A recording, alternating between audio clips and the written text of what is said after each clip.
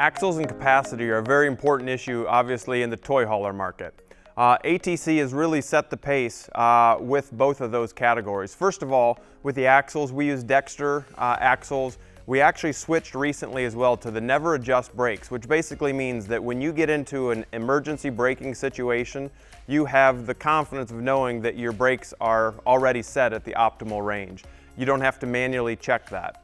The other thing too is we do use the Dexter Torsion axles, which gives you a smoother ride, a quieter ride, and it's better on your items that you're carrying inside there because of the smooth ride that we provide.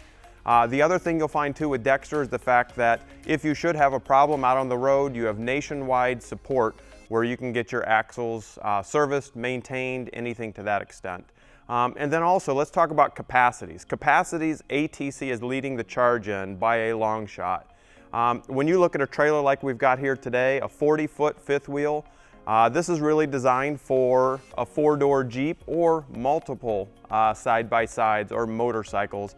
But in this unit, you're going to get upwards of 10,000 pounds of payload, depending on how you have it optioned.